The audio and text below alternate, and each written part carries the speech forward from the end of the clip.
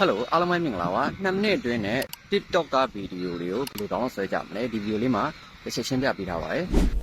TikTok ရဲ့ဗီဒီယိုတောင်းဆွဲဖို့ဆိုရင်ကျွန်တော် TikTok တွေကိုသွားပေးလိုက်မယ် TikTok တွေကကိုလိုချင်တဲ့ဗီဒီယို share လေးနဲ့နှိပ်ပြီးတော့ copy link လေးတစ်ချက်ယူပေးလိုက်မယ် copy link လေးယူပြီးသွားပြီဆိုလို့ရှိရင်ကျွန်တော်နောက်တစ်ဆင့်အနေနဲ့က Chrome နဲ့ကိုသွားဖို့လိုပါမယ်ခင်ဗျ Chrome နဲ့ကိုရောက်ပြီဆိုရင်အခုကျွန်တော်ပြထားသလိုမျိုး TikTok ဗီဒီယို download တာဆိုပြီးတော့စာလေးကိုတစ်ချက်ရိုက်ထည့်ပြီးတော့ရှာပေးလိုက်ပါမယ်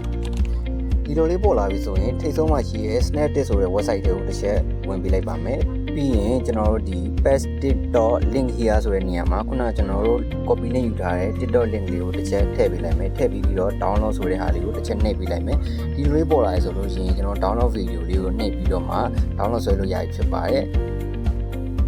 ဒီလိုလေး download ဆွဲပြီးသွားဆိုလို့ရှိရင်ကိုယ့်ရဲ့ဒီ gallery ထဲမှာကျွန်တော်တို့ရဲ့ video လေးကရောက်ရှိနေမှာဖြစ်ပါတယ်ခင်ဗျဒီဗီဒီယိုလေးကိုကြည့်ပြီးတော့မှကျွန်တော်တို့ဒီ TikTok ကနေပြီးတော့ဒီဗီဒီယိုတွေကိုဝယ်သားမပါဘဲနဲ့ download ဆွဲပြသွားမယ်လို့ယုံကြည်ပါတယ်ကောင်းတော့နေလေးကိုပိုင်ဆိုင်ကြပါစေကျွန်တော်နာမည်ကတော့ Joss ပါ